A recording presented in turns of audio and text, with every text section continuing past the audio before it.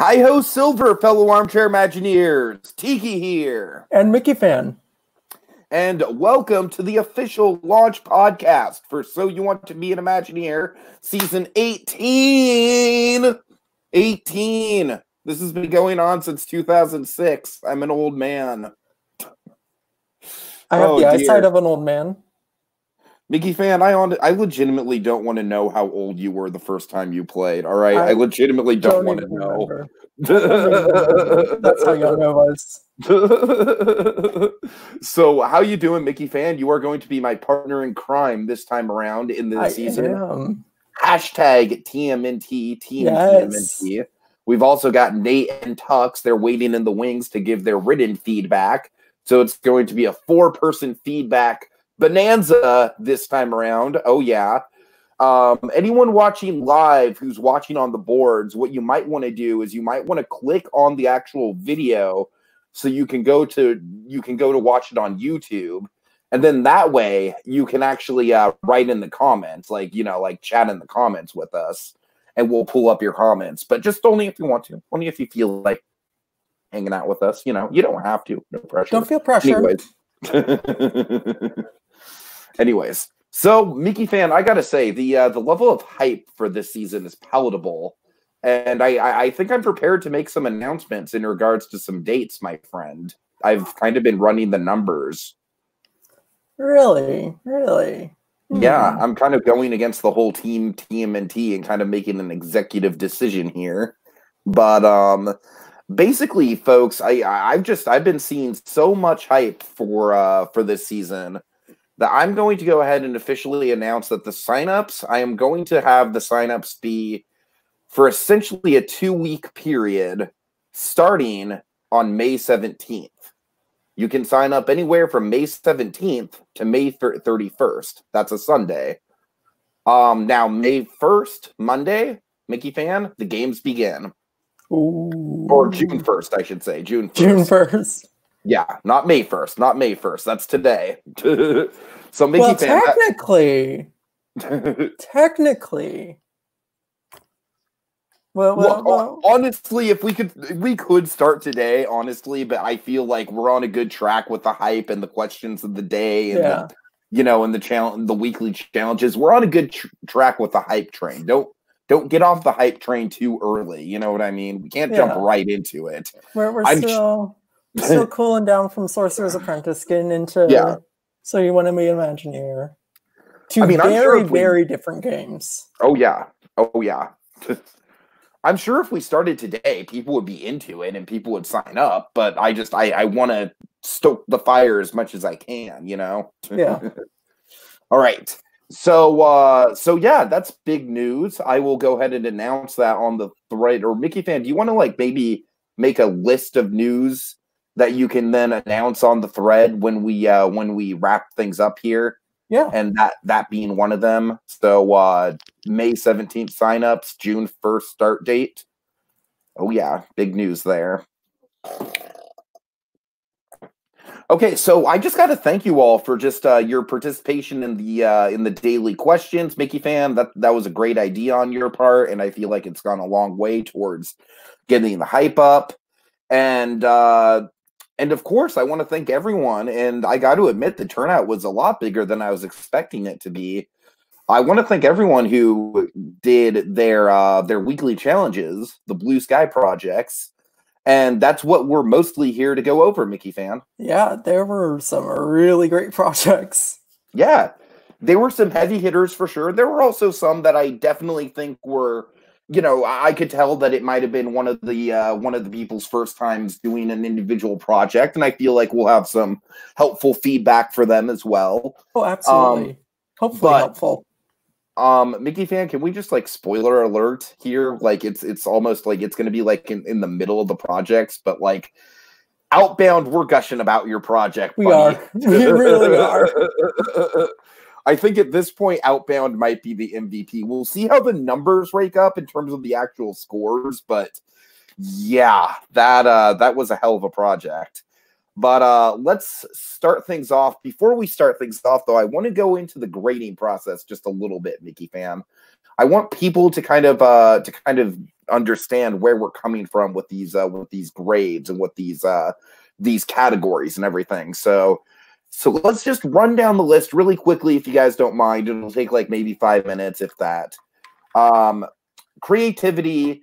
What I'm looking for creativity is something that's really outside the box. So a 10 out of 10 with creativity, I would say would be something where it's like, oh my God, it's completely not based on an IP at all. I've never seen the concept even thrown around. Like, where the hell did you come up with something like that? Amazing ride technology, amazing concept, amazing execution.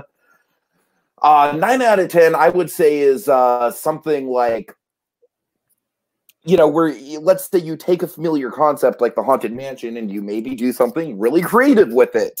We have a good example that we'll get to. That's a good example of a 9 out of 10 in creativity.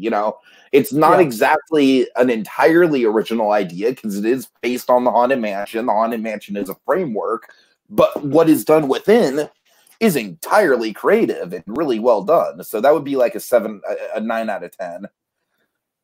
Then you just kind of go down from there. I would say maybe a 7 out of 10 with creativity would be like, it's nothing mind blowing, but it gets the job done.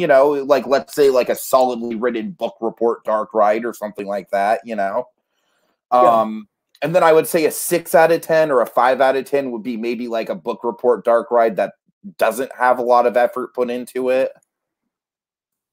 And then honestly, I don't know what one could do to warrant a 4 out of 10 or below. We'll have to see. You gotta go hack job. Right. Like, or just straight up plagiarism. Like, just steal a project from 3 seasons ago and copy and paste it. Has that ever happened? From what not as far as I know. Not as far as I know. It's not going to happen this season. Hopefully not. I hate that I put that out in the air. Anyways. Okay, so Mickeyfan, do you agree to all that criteria? I agree 100%. All right. I give that criteria a 10 out of 10. So detail, I think, is pretty straightforward. I mean, it honestly doesn't have as much to do with the amount of words as much as it has to do with, like, are all the bases covered for me? It's like, if you can type out 1,000 words and explain everything about your project in a really efficient way and have all the dots covered, all the T's crossed, that's totally cool. 87-page projects are Sorcerer's Apprentice. Here we want detail, but we want brevity. I gotta be honest with you guys. I might mark down if there's too much detail. No, you laugh, but I'm kind of serious. That's the line that I'm drawing. Like, detail doesn't just mean do as much as you can, Yeah. Detail means the right amount of detail for what's required from the project. So if you're sitting there writing an 80-page prompt on, a fucking restaurant or something, you're doing it wrong, So just keep that in mind. Be mindful. I will mark down for an 80-page project if I don't feel like the 80 pages are necessary. I don't think that just because you've done 80 pages means it's going to be an automatic 10 out of 10. So yeah, doing things a little bit differently than essay. All right. Realism. This is an interesting one. Of course, it all has to come down to footprint, technology. I honestly don't take actual feasibility of if this would be built or not into account as much, just because we're kind of assigning crazy out there projects anyways. Yeah. But if the concept were to be greenlit, I want to see something that I could feasibly envision in my mind's eye. I don't want to see something where it's like we enter a room and there's 1,000 AAs flying around in every direction, and it needs to be somewhat feasible. Yeah, somewhat feasible. Just like I said, a mix of, I think the best way to go would be a mix of a realistic ride system, realistic technology, and a realistic footprint. Like, those 3 things are kind of what you're looking for. If you can nail all 3 of those things, then you'll get a good 9 or 10 out of 10. Okay, and then finally, this I think might be the most subjective, presentation. Yeah. Here's the deal with presentation, and this is the main reason I wanted to go through the grading scale in general with presentation.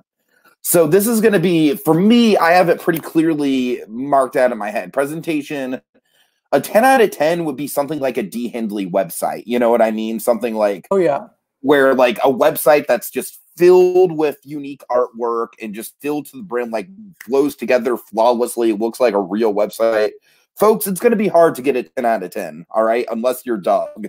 Doug's probably sitting there like, oh boy, I've got an advantage there. I would say a 9 out of 10, a good example of a 9 out of 10 would be the project that Puff made, where she made a website, or at least a slideshow. You know, she put some images into it, some of her own flair, some colors and stuff. It wasn't amazing, but clearly effort was put into it. I would say an 8 out of 10 would probably be something like Basket Buddies, where he added some original artwork. It's just a forum post, but, you know, his artwork definitely holds it up. And then from there, I would probably say a 7 out of 10 would be, and this is where we kind of have to have a talk, all right? A 7 out of 10 for me personally is, I would probably say a well-formatted post with at least one reference photo. Yeah. And a 6 out of 10 would be a well-formatted post with no reference photos. And then a 5 out of 10 to me would be like a poorly formatted post, you know, and then from there it would probably go down based on the formatting and grammar and everything. Yeah. So I'm just putting that out just because there were 1 or 2 people that submitted projects without reference photos, and that's a line that we're going to have to kind of draw with presentation. Like, reference photos aren't hard to do, folks. Yeah. You know, you got to put in the effort. Free. Yeah. We have man-eating wreath in the concept. Miyazaki! Yes, he actually did get Miyazaki'd, and I believe that was season 10, Mew, where he was in the semifinals and he got eliminated because he came, much like what happened with you with Breaking Bad. Yeah. Not that I'm bitter about it or anything, but it's a thing, Mickeyfan. It's a thing. It's a thing with this game. All right, this game. It's all the semifinals are always meant to challenge you. Okay, there's you are part of a long legacy of people who have been taken out via inconveniently timed IPs that they're not familiar with, and I love that tradition. Anyways, oh boy.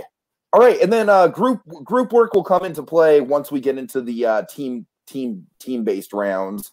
Yep. And we'll talk about group work when we get to it. Mostly what I'm looking for with group work is basically for one person to not overshadow the rest of the project. I want to see at least one contribution from every person.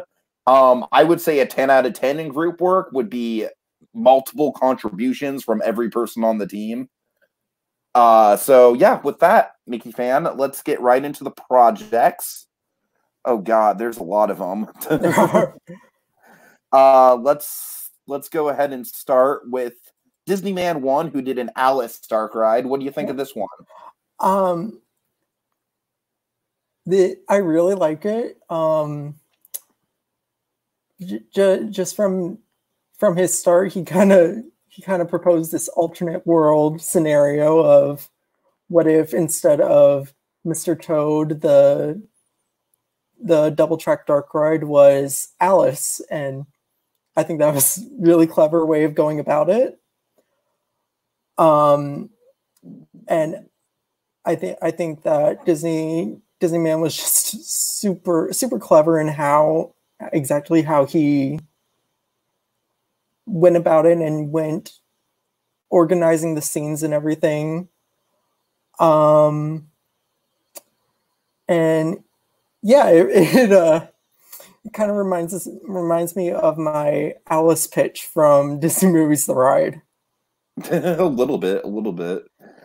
Yeah, I like that it's efficient. I mean, it's basically the Disneyland version of Alice with a little bit more pizzazz to it. Yeah.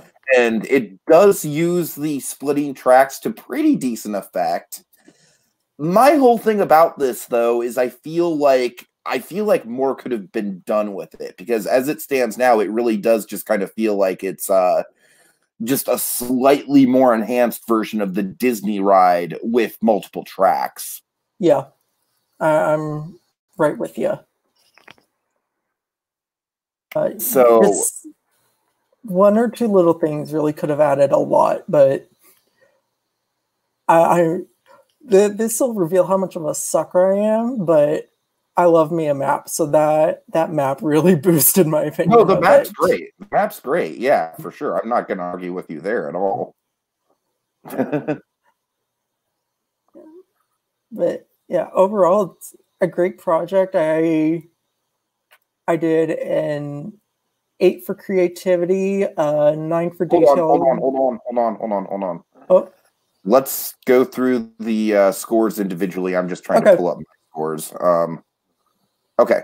You gave an 8 for creativity? 8 for creativity. I gave a 7 for creativity, mostly because I felt a lot of the dialogue was lifted directly out of the Disneyland ride. And that, for me, almost took me out of it. Okay. What about realism?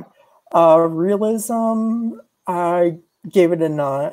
I gave it a 7. A 7? No, sorry, I gave it a 9. A 9, okay. Make up your mind. Okay, I gave it an 8, mostly just because he didn't really... I guess he told us I was taking the place of Mr. Toad. I guess I didn't really understand the alternate universe thing. Yeah. Because I thought it was like going to be a new attraction that was taking the place of Fairy Tale Hall, so I missed that, so... But still, I don't know. I don't think it's like super duper realistic. So I think that by my 8. Just the mirror universe aspect of it did enough to elevate it for realism for me. All right. Okay, detail. I gave it a 9. 7. No, there were just some little things I could have used. Okay. Little je ne sais quoi. All right. I mean, I felt it was pretty. Like I said, like the actual scenes themselves, I felt were really well explained. Yeah. It was just the fact that there could have been more to it, but I don't really think it comes down to detail for me personally. But I mean, you know, I'm not trying to change your mind. I'm just trying. No. Yeah, trying to explain my thought process. Something I really can't put my finger on it that was missing for me. But overall, it was well detailed, and you know, I can't give it any less than a 7. Mm-hmm. Okay, fair enough. And then finally, presentation. I gave it an 8 out of 10. I did the same. Good. We're on the same page. All right. Okay, and that leads us into Orlando. Little Book of Mormon reference. And, Orlando did the Haunted Chateau. Oh, I loved this. We could geek out about this for a while. We really don't have the time. Yeah, the Haunted Chateau. I mean, honestly, I'm quite surprised that Disney has never, to my knowledge, done any sort of attraction themed around a castle. I mean, obviously, with the exception of, like, you know, the Sleeping Beauty Castle Mystery Tour, or you know, the Dragon's Lair, you know, walkthrough stuff like that goes through the actual castles. Not like a real castle ride. Right. I mean, it seems like it'd be, technically Shanghai, the Crystal Grotto, which... Oh, yeah, sure. Technically... But that's still not even, like, that's kind of like half of what this would be, you know? Oh, yeah. I mean, the Haunted Chateau, I mean, first of all, what I love about this is I feel like it's kind of a step up from Phantom Manor. Because Phantom Manor, basically what Phantom Manor did is it took all the classic set pieces of the Haunted Mansion, kind of turned the darkness up about 20%, and then gave it a good backstory and a cool ending. This, it's turning the darkness up about 50%, honestly, if not more. And the scenes are, I mean, there's still like a conservatory and, you know, a ballroom and stuff like that. But the scenes are completely worked around. Yeah. And honestly, I feel like it's about time that we have a Haunted Mansion project that's not just like, okay, and here's this interpretation of Leota, or here's this interpretation of the ballroom, and, you know? Like, what I really loved about it is that all those little details are in there. You have the corridor of doors, you have the endless hallway, you have the ballroom, you even have this super unique take on Madame Leota, but the way it reads, it doesn't feel like you're treading familiar territory. Yeah, it feels new. Mm-hmm. All right, so yeah, just overall, just a really stellar work. I think it definitely put Orlando on the map. It made Orlando kind of forced to be reckoned with right away, honestly. Oh yeah. Really looking forward to seeing what Orlando does after this. So creativity, I gave him a 9 out of 10, and like I explained earlier, the only reason I didn't give him a 10 is because it's based on the Haunted Mansion. You know, it's not a from the ground up concept. I gave him the same thing. I gave him a 9 out of 10. You know, I think that it was insanely clever to write the backstory as just this super dark fairy tale. Mm-hmm. All right. Realism, I gave him an 8 out of 10. I felt like all the effects and the footprint and everything pretty much checked out. The only thing that I would have is that maybe it's a little too dark, especially for a Fantasyland attraction. Snow White. Oh, this is way darker than Snow White. Come on now. Realism, I gave him a 9 just because I can actually see this basically happening. Okay. You know, maybe tone the darkness down about 10%, but like overall, I could really see something like this happening. All right. Detail, I gave him an 8. Same here. Cool. Presentation, this is it's well formatted. It's got one reference video that I honestly don't think is needed because we all know what the Scooby-Doo hallway chase is. I don't really feel like you needed to put that in there. But this is one of those situations where there's a couple reference photos for sure. I should give it an 8 out of 10. I ended up giving it a 7 out of 10. But really, I should give it an 8 out of 10. So I think I'll amend that and give it an 8 out of 10. I gave it an 8 out of 10 too. Okay. Cool. So I'm going to up my score to, you know, I'm actually going to edit that in my post right now as we speak. So I'm going to give presentation an 8 out of 10. And my total is 33 out of 40. 34. Ooh, close. Okay, and that leads us to Bald Mountain. Oh boy. A Disney Villain's Adventure. All right, now this is going to be Nigel Channing. This is going to be a learning experience for you, buddy. All right? You seem like you have a ton of enthusiasm, and I love your creativity. I love your ideas. I feel like Nigel Channing is going to be a character in this season who's going to come in basically knowing nothing about how to play games like this. And I think if he's on a team that really does a good job of kind of honing his creativity and knowing what to do with him, I think he can come out of it good. Oh yeah. But we'll have to see. Well, it all depends on how he works with his team. We got a real wild card.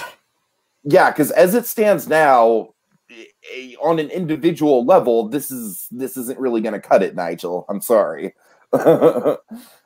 Simply because, Nigel, like, you notice the length, you know, like with the length of other projects, I mean, this seems more like an outline. You know what I mean? This really, I don't know. I don't know how else to put it, except you need more than just like a paragraph. The base is really good. You needed more. And like I said, this would be another example where like at least one reference photo would get your presentation up from a 6 to a 7, for example. God, let's just go through it in terms of the scores. So So for creativity, I gave it an 8 out of 10 because I did find the idea of a villain mashup e-ticket to be quite fun. Yeah. Not the most original idea in the world, although I will say that this does kind of feel like an Avengers e-ticket ride. Yeah. Like a Disney villain Avengers kind of ride, like the Avengers of Disney villains, if you will. Whereas other villain pitches that I've heard have basically been like, oh, let's do a villain park and give each villain their attraction. Yeah. In my notes here, I said it's a retread concept, but it's a concept that I really like. And the way that Nigel Channing organized it was, it almost felt like the ride version of the Cinderella Castle mystery tour that used to be at Tokyo. Which I think is just such a cool concept of, digging into the villains a bit. So yeah, for creativity, I gave it a 7. Okay. It's a concept that I really like, that, if Nigel expanded on this just a little bit more, I would have bumped it up to an 8. Okay. All right. Detail. Here's where I have to get harsh. I have to give it a 4. I'm with you. I'm sorry, Nigel. I'm sorry. This is just like you just got to put a little bit more into it, especially because you had a week to write this. So, yeah, I can't justify giving it a 5 just because a 5 would equate to it's like, I mean, like I said, this is like kind of basically like an outline of what a usual project length would be. So, yeah, unfortunately, Nigel, that's where you're really going to take the biggest hit. Yeah. One thing I really want to notice is mechanically, you start with a boat ride and then it turns into a roller coaster halfway through. How do you plan on making that work? Well, I mean, have you been to Journey to Atlantis at SeaWorld? That's true. That is true. That's kind of what I picture, honestly. But for realism, I gave it a 5 out of 10 just because I feel like the framework was there. I just needed to have it explained a little bit more. Yeah. For example, just all the big set pieces and just flying around, like basically what I described of oh, you go in and there's like 100. I mean, there might not be 100 animatronics, but it's a lot. It's a lot. And I feel like I said, this kind of goes hand in hand with the detail, where I feel like if you would have had more than a paragraph, then I feel like I would have been able to envision it a lot more. Yeah. I gave it a 6 for basically the same reason. Okay, fair enough. And then presentation, I went ahead and gave it a 6, just because it was well formatted. I didn't see any spelling or grammar errors or anything like that. But like I said, at least one reference photo would have just pretty much instantly bumped it up to a 7. So. Oh yeah. Exact same here. Just the concept and the baseline of what I got here, really good. I just need more. All right. So what's your final score? My final score is, hang on, let me make sure this math is right. My final score is 23. 23. My final score is 24. Okay. All right. Who's next? Wreck-It Ralph. Wreck-It Ralph. Dash Harbor with Wreck-It Ralph. All right. This, I gotta say, it's pretty vanilla, but not in a bad way. Yeah. We'll get to it more when we talk realism, but this really reminded me of the Buzz rides. Oh yeah, absolutely. And I feel like that's absolutely what he's going for. Oh yeah. So you want to talk creativity? Yeah, sure. Creativity, I gave it a 7 out of 10 just because, like I said, it felt like a pretty vanilla it felt like a pretty vanilla concept, but executed pretty well. Yeah. I gave it an 8 just because Dash Hopper took these very recognizable environments from the movie, but he turned them into an entirely new story with those environments, which that's really what I want to see out of an IP, right? It wasn't anything book reporty. It was, telling me something new about this universe. Sure. That's true. That's a good point. I don't know, man. To me, I guess just the idea of having a Wreck-It Ralph shooter just feels a little too obvious. Just conceptually, like I couldn't get past that. Just conceptually, it makes almost too much sense. So I'm sorry if the 7 out of 10 sounds harsh, but no, okay, it's a points difference. Yeah, right. Detail. I also gave it a 7 out of 10. Once again, Nigel Channing, this is a good example of a project where this is honestly just a little bit longer than Nigel Channing's. Honestly, just a few paragraphs longer. And I feel like I get so much more of a mental image of it. Oh, yeah. Yeah, I think that's really what boosted it for me creatively as well. Just, the environments were laid out so clearly. All right. Realism, I gave it a 9 out of 10. I really don't see anything that couldn't necessarily be done. Like you said, it felt very Buzz Lightyear-esque. Yeah, same here. It almost feels like you could, you could maybe just do a reskin of Buzz Lightyear to this, to tell you the truth. Yeah, that's exactly what I was thinking. In my notes, I said, if Disney ever decides to ditch the Buzz theme, I could see them immediately going to something like this. Yeah. All right, presentation. I feel bad to do this, but I've got to stick by my guidelines. Good formatting, no reference photos. Sorry, guys, if you want a 7 out of 10, you got to give me at least one reference photo. I mean, I feel like it's not that hard to do. So I'm going to have to give it a 6 out of 10 for presentation. Same here. It was well formatted. It was clean. I just need some reference. Yeah, some sort of visual stimulation. All right. What's up next? Dreamboats. Dreamboats. Yes, this is a project from Puff. Yes. And I have thoughts. Oh boy. Okay. Well, I'm just gonna give you the floor then. So, creativity, I put 8 out of 10. There's so much to be said for these really charming, simple rides, and I hear you. I think that what put it over the edge is that it was using the Nemo submarine voyage plot, but it was doing something totally different while doing something with Fantasyland. Yeah. I love the idea of taking the submarine lagoon and actually expanding that out into Fantasyland, because that whole area doesn't need to be Tomorrowland. Tomorrowland's big enough as it is. Exactly.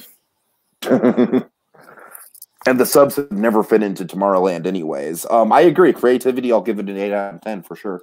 Yeah. Detail, I also gave it an 8 out of 10. I gave it a 6 just because there was some there was like before, there was just a little je ne sais quoi that was missing. That was there was just something missing in the descriptions that didn't put it as much over the edge as I would have liked. All right, I think it's the 6 is a little harsh. That probably is really harsh. Considering it's such a small ride. Yeah, which hindsight, I should have meant that to a 7. So it's all good. Okay, and then presentation. I think this is a really good example of a 9 out of 10 presentation. I give it an 8 out of 10 because. Oh, okay. For one reason and one reason only. Can I guess? The Go text ahead. color? Yes. Yeah. You're not wrong. I was a little sympathetic about that because I use some pretty overbearing text in my final project for Sorcerer's Apprentice, and no one said anything to me about it. So, you know. One reason, that is the only reason I did not give this a 9. Okay, fair enough.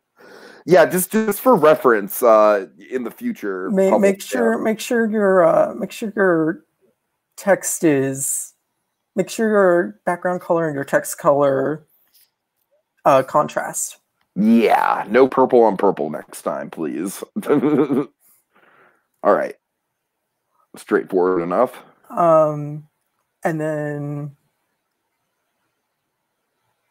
for realism, also a 7 out of 10. Realism, I gave it an 8 out of 10. Okay. All right. Time for some gushing. Oh God. Okay. Grizzly Family Vacation. Yeah. Remind me who did this one. Outbound. Outbound. Right. Yeah. This is pretty great. Love this. Oh my God. Where to begin? What'd you get for creativity? 10. Same.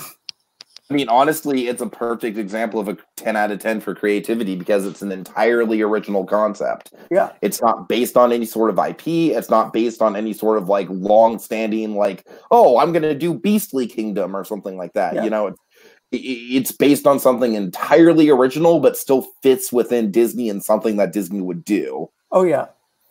And, you know, even when I was talking to Tiki right before we started this, I said, this feels like DCA 1.0 done right. Oh, totally. I got to tell you, man, I've got some nostalgia for DCA 1.0. I do. I was there in the thick of it. But, yeah, man, I mean, if something like this were to have complemented something like Soarin' Over California, I think that the tune that DCA 1.0 would have sung would have been a lot brighter, a lot more optimistic. Oh, yeah. Because this is a perfect complementary attraction to the Sorens and the California Screamins of the world. This is almost like a perfect like in-between of the two. Absolutely. And the ride system was such a clever... Oh, yeah. Like, where you're in this car, but it's... And you have all those screens, but it's almost an evolution of circle vision. To me, what it reminded me of is Rise of the Resistance, the transport festival. A little bit. Yeah, I can see that. Except, of course, it's just a very miniature version of that. Yeah. Yeah. And I really appreciated the fun facts in the the fun facts were great. The casting was pretty spot on. I can see this casting. I love that the Disney parks will now be graced with an animatronic of Finn Wolfhard. As they should be. Yeah. Yeah, I mean, this is going to set the standard, I think. I mean, the Haunted Chateau and this, I really feel, are the two ones that kind of, you know, in the immortal words of Macho Man Randy Savage, they rose to the cream of the crop. Yeah, you know? these two, it's a very, very tight race. Yeah, well, we'll see. I mean, the game is young. Oh, yeah. All right. Oh, that guy from Florida is here. Hey there, that guy from Florida. And hello. Nate is here too. Hey there, Nate. Another fellow reviewer. Yes. All right. Let's see. We haven't gone through all the categories, have we? No. All right. What's next?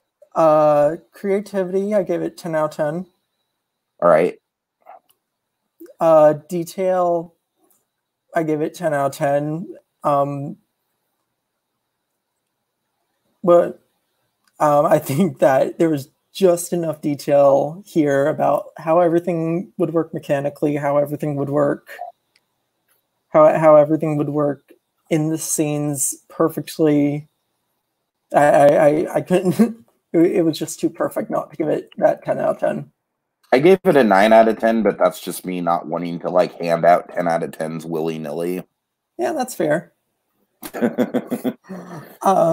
Realism, I don't know why, but I gave it an 8 out of 10. Maybe because I know how small that space is, and it is kind of going to be a cramped space, especially with the hotel right there. Okay. So I don't know. That's the only thing about it. Like if you're going to fit in like these simulator rooms plus a good queue, I'm just, the footprint is the only thing that I question. Okay. Yeah. I'd be a lot more confident about it if it replaced Grizzly Peak, honestly. Why would you do that? Why would I do that? Because Grizzly Peak sucks. I mean, not the icon, but Grizzly River Run. Oh, okay. Grizzly River Run sucks as an attraction. It always has. I've got a bone to pick about Grizzly River Run. But we don't have time to unpack that right now. No, we really don't, but it sucks. It sucks. Everyone who says that Grizzly River Run is better than Cali is wrong. All right? They're just objectively wrong. Like, Cali actually has a story and fire effects. What does Grizzly have? Nothing. It's got wild whitewater rafting equipment. Ooh, there's a kayak. Whoop-de-doo. All right, anyways. Sorry, I've always had a bone to pick with Grizzly ever since I first wrote it. Yeah, Realism, I give it a 9. It was, I could see it. I'm not familiar with how small the space was, like Tiki is, so I guess my main issue with the space really is the fact that it goes right up against the hotel. Okay. And this is a space that other people have tried to do projects. I actually remember Basket Buddy did a project way back in season 1 that was kind of like a flying coaster in this space.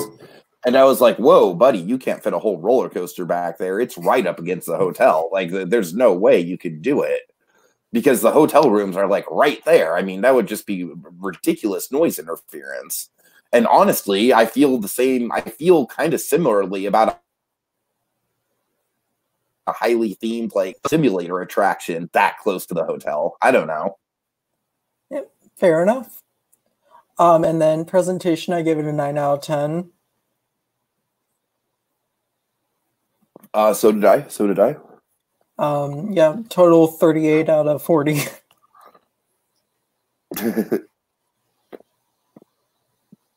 All right. Now that guy from Florida, right? Yes, Wally Cosmic Voyage. Right. This is a pretty good example of like a project that's, I mean, it's a little bit middle of the road, but it's got a lot going for it. It's got good reference photos.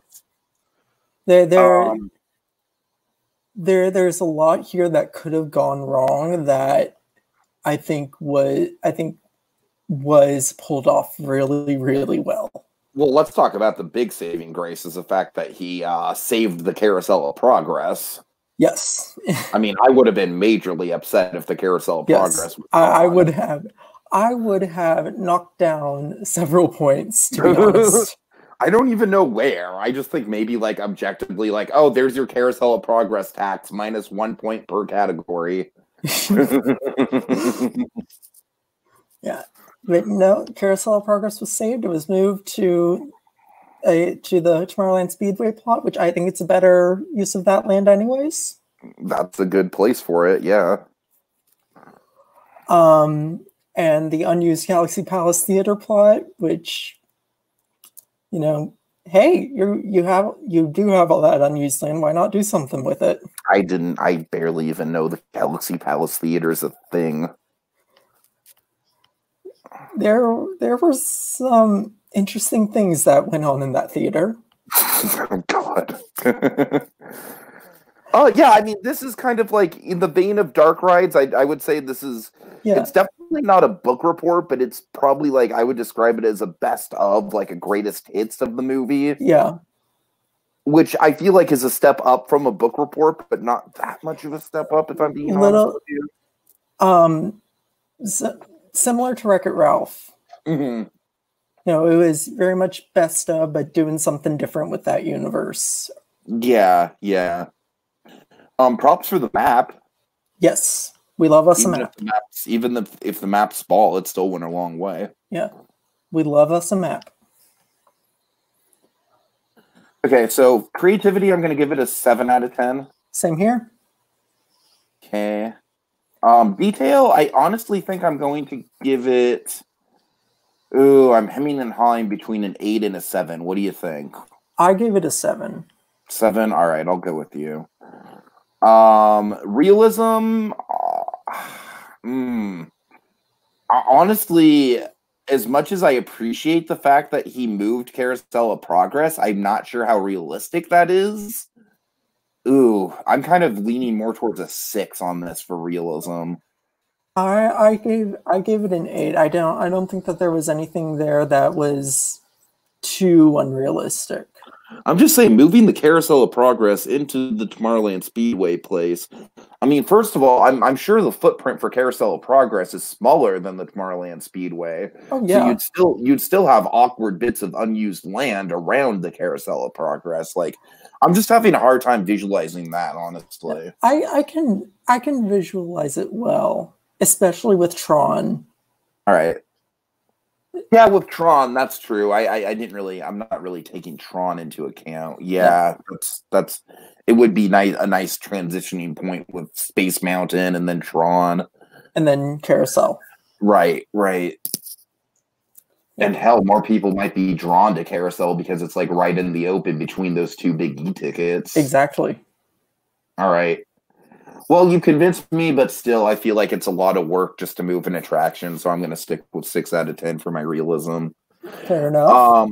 Presentation, I'm going to go with 8 out of 10. 7, just... One it's got a map, man. It's got a map, that is true. That is true. Weird as the sound... I think that there were one or two too many reference photos. All right. As much as we extolled the virtue of reference photos, you got to strike a balance, folks. I guess. Yeah. I don't know what to tell you. Just one or two too many, unfortunately. Oh God, I knew that presentation was going to be the most divisive category. I just knew it. All right. Let's see. The Grizzly Trail is about 1.30 something acres, around that range, so I think it could fit. I mean, my issue with the Grizzly Trail isn't the size. Like I said, it is more so the fact that it's right up against the hotel. And literally, I have trouble envisioning a show building being built there. Just because, Mickeyfan, I'm not kidding you. Like, literally, it's like the hotel is, like, right there. Like, it's right there. The rooms are right up against the Grizzly Peak Challenge Trail.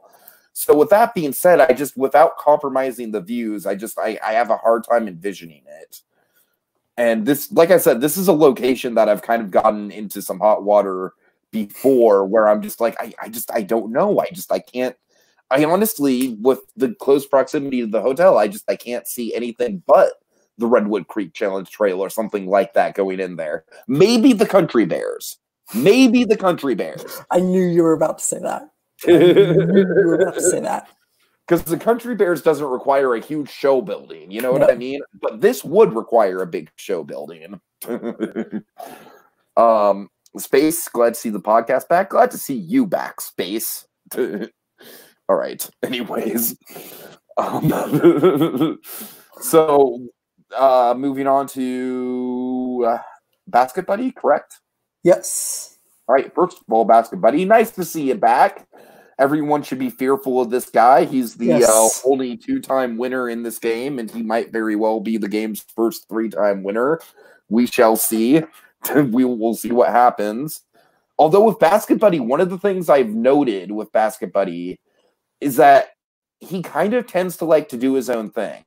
If you notice, like in group projects, he's not the most active in the world when it comes to the brainstorming side of things. Oh, yeah. So that might be a challenge for him this time around, because I feel like this season in particular, we're putting more emphasis into the teamwork than ever before. Oh yeah, absolutely. Yeah, just I think that if anything, that's going to be his fatal flaw. All right, Mickeyfan, what did you think of the cupcake in a cup idea? Who doesn't love a Disney cupcake? I'm not a big fan of Disney cupcakes, if I'm being honest with you. I don't know. I'm not a big fan of these fancy Disney desserts just in general, like the crazy candy apples. All right, I'm gonna give you a hot take, Mickeyfan, all right? I would rather eat just a standard fucking caramel apple than this nonsense shit that Disney is putting on their candy apples, all right? Like, the candy apples might look cool, but in terms they're of a pain to eat. Yeah. Like, I will take a freaking caramel apple any day of the week. Any day of the week. All right. I'm sorry. Oh God, I'm sorry that guy from Florida. We kind of went off on a little side tangent there, but I liked the cupcake in a cup. I think it'd be a cool treat. Well, you know what it reminds me of, actually, is it reminds me of one of my favorite snacks that's come along in the last few years, which is the Cars Land cones. I haven't been to Disneyland since the 60th, so no clue. Man.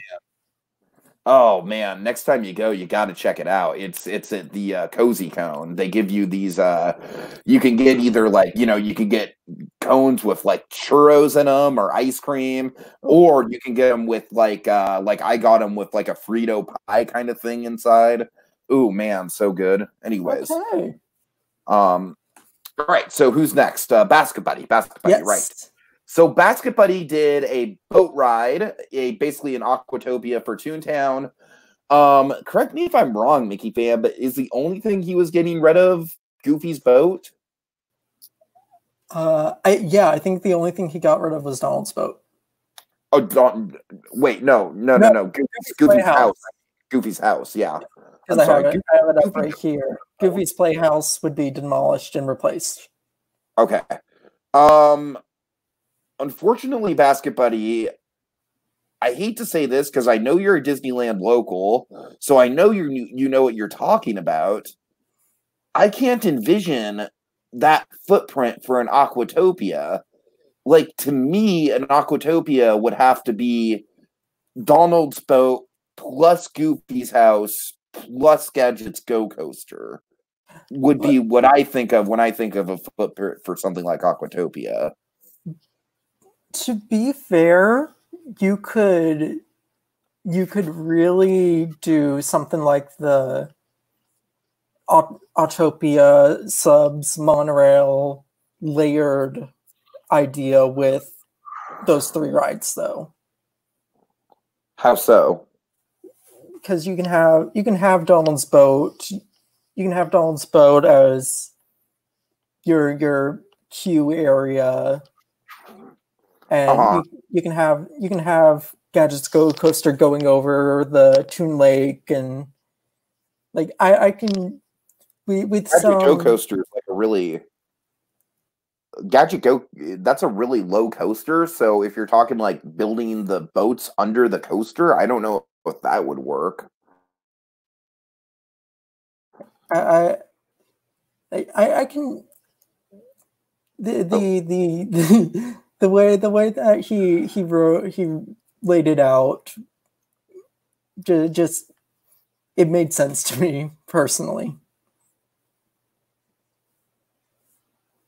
All right, fair enough. Well, I like the idea. I do think that especially with with Mickey and Minnie's Runaway Railway going to Toontown, I like the idea of another new attraction going into Toontown to kind of complement that one. because, of course, Toontown is an area of the park that hasn't received anything of substance since it opened, basically. It's literally only just gotten things taken away consistently over the years. So, you know, to find something to counteract Runaway Railway, I think is a very clever move. Yeah. Yeah. Which, yeah, you kind of nailed my thoughts on that on the head. Just, it's a smart idea. Mm-hmm. So what'd you give it for creativity? An 8. I gave it a 7. Fair enough. I mean, it is pretty much a clone, so yeah, it's a clone, but it's an overlay clone, right? For lack of a better term. And then detail, I give it a 7. I thought everything was laid out just fine. Detail, I gave it an 8. Okay. Realism, I gave it a 7 for the aforementioned reasons. Yeah. I give it an 8 for my aforementioned reasons. And then presentation, I was going to give it an 8, but I got to be honest with you. The concept art is so goddamn good that I have to give it a 9. I give it an 8. That's totally fair. The work that this man puts into his concept art, like, I'm not going to give him a 10 out of 10 for presentation if he doesn't do a website. But man, I mean, I just respect the work, you know, I respect the effort, you know, I get it. I gotta give him at least a 9 for me personally.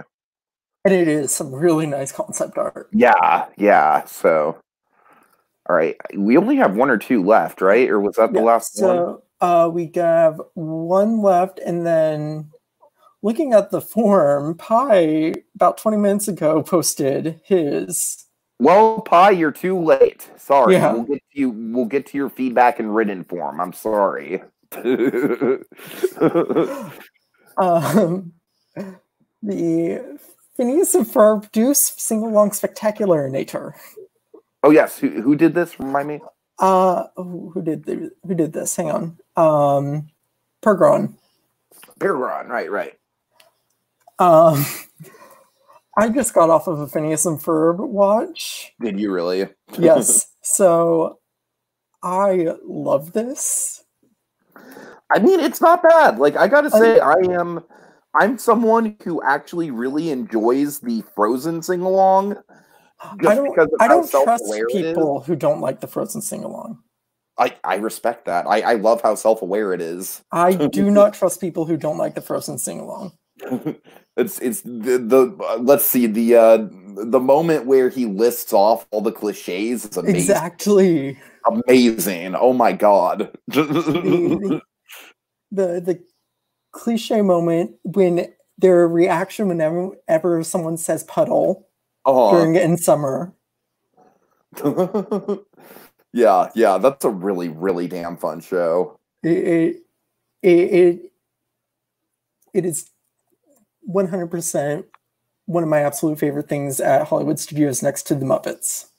Nice. I don't like it that much. I wouldn't go as far as to say that, but I like it though. I mean, it's certainly something I'd do again.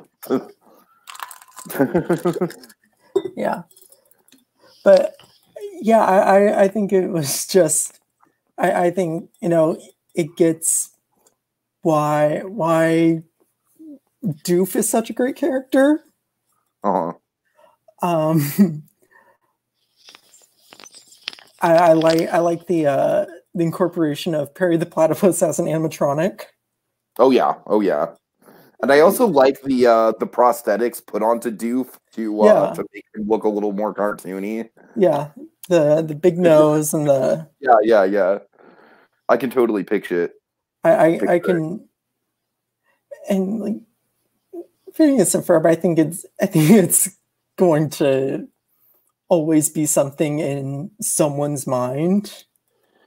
You know what? I'm gonna say this. I think Phineas and Ferb as an IP over the years, like long term, this is going to sound crazy. I honestly think it might have more staying power and legs than Frozen does. I think you are right.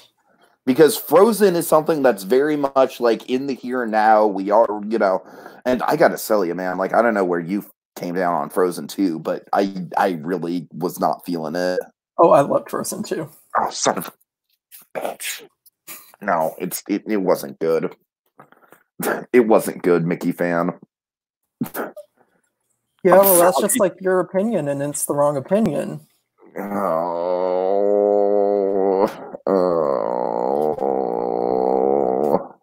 feel like I have just totally betrayed you. You kind of did. Olaf is just so not good in that movie, man. He's so grating. When is he not grating? In the first movie! Are you sure about that? Yes! Oh no, Nate! No, not you too! Not you too, Nate! Oh god! All right. Let's get off of this Frozen 2 thing. Oh god. But yeah. Back on to the Avatar: The Last Airbender and failed, in my opinion. I hate that you made that comparison.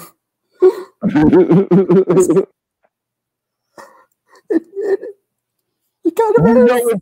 You know it's true. You know it's true. It kind of is. But we can talk about that later.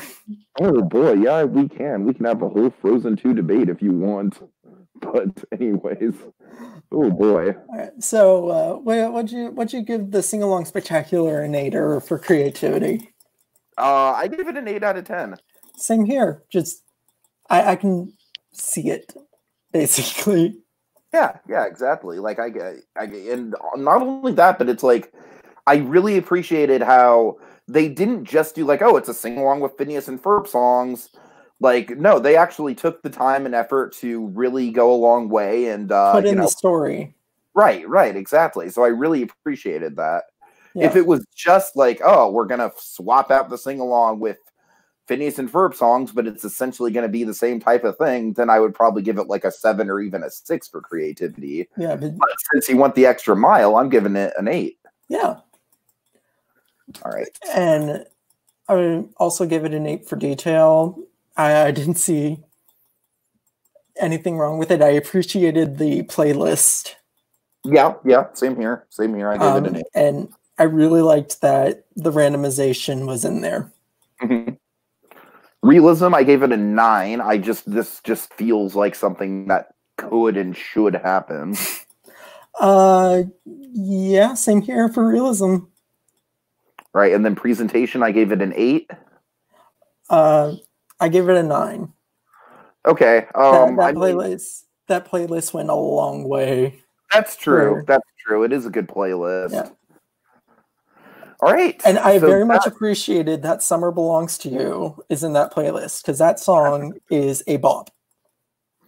Yeah, I need to get caught up on Phineas and Ferb, man. I've watched more Milo's Murphy's Law than I've watched Phineas and Ferb, and that's kind of a crime in itself. No comment. All right. I hated Frozen because my parents teased me about it to that point. My brother too. Well, I mean, I don't know. I just, like I said, with Frozen 2, I feel like I was primed and hyped for Frozen 2. For some reason, it just didn't do it for me. I don't know what to tell you guys. I mean, I feel like I wasn't Frozen 2's like primary demographic, obviously, because I'm not a 12-year-old girl, right? But but I feel like I'm up there in terms of audiences that Frozen 2 was targeting. Yeah. Because I'm a big Disney fan. I like more mature stories. You know, I like a lot of character development and depth, and I like the sort of like epic fantasy stuff. That's what they were trying to do in Frozen 2, but the movie itself was, I don't know.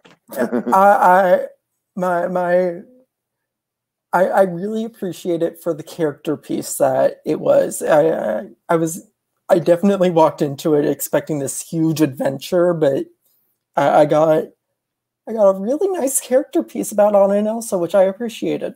All right, fair enough. Fair enough.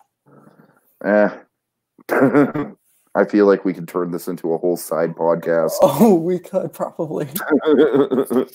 All right, is there anything else to go over? Nope. Pi relates, so we will get your feedback in post form. Yeah. And also, guys, we're going to go ahead and I am going to ask all my TMNT members, that includes you, Mickeyfan, to post all your scores in the TMNT conversation that we've got going on. Just all of them all at once so I can have easy reference to them. And then what we'll do is we'll start up the leaderboard once that's all done and once we actually like add up the scores cumulatively and everything. Yep. So it might take a couple days because I'm not sure if Tux and Nate have gotten around to reviewing the projects that came in a little more last minute. But as soon as all 4 of the judges have done reviews on all of the projects, then I'll go ahead and update the leaderboards. But there's one other thing we need to get to, Mickeyfan, is that is the second weekly challenge. Oh, yes. All right. So the second weekly challenge, guys, it's going to be all about food and snacks and whatnot. Your weekly challenge is to come up with a special Disney snack and a special themed snack bar or snack stand to serve it in. So basically, I don't want you just creating, you know, like a special brand of churro or something like that. If you do something with churros, make it a crazy churro, you know, make it a weirdly shaped churro or something like that. Just not just a different flavor of churro. Same thing goes for stuff like a different flavor of Dole Whip or something like that. Do something crazy. You know, I want to see creativity with these food items. I want to see creativity with the actual locations that they're put into. I just, across the board, I really want to see you guys do some interesting things with food and to really think about where this food's being put, too. That's a pivotal thing. Because you have to place it. You have to place it into a land, so it's got to theme that. It's got to be themed to that land. And the more backstory you can put into it, the better. Yeah, think something like butterbeer for Harry Potter. Or butterbeer, or the I hate it, but the blue popcorn in Galaxy's Edge, or the pineapple lumpia in Pandora. Yeah, probably a better example in Galaxy's Edge would be the blue milk. Yeah. Although I honestly think that the popcorn's integrated better into the story because it's like scattered all over the Hondo Inaka's base and everything. And it's like even the people working at Hondo Inaka's base don't like the popcorn because they've just got cargo loads full of it just lying around. All right, guys. So I'll go ahead and post the weekly challenge prompt right after I get out of this. And like I said, Tux, Nate, if you guys can send me all your scores to the PM, to the conversation, then we will get the updated rankings as soon as we can. And remember, guys, Mickeyfan, what is the date for the sign-ups? Sign-ups begin May 17th, and the game begins June 1st. Yeah, exciting times, guys. Sign-ups are almost on the horizon. You guys are awesome. Thanks so much to everyone for tuning in. We got a lot of live folks here in the comments, a lot of live viewers. I'm super stoked for this season. I think this season has the potential to be one of the best ever. At the very least, I think this season has the potential to kind of end this game sort of like identity crisis on WDW Magic, because it has had a bit of an identity crisis. Like, I don't know, is it a strategy game? Is it more of a brainstorming game? Is it, you know, like, no, it's a team-based game. It's all about team building. It's all about team building, and that's what I want to emphasize this time around. So, all right. Any last words, Mickeyfan? Wash damn hands. I've missed that, Mickeyfan. I've missed that. All right. Have a good night, everyone. Have a good night. Good night.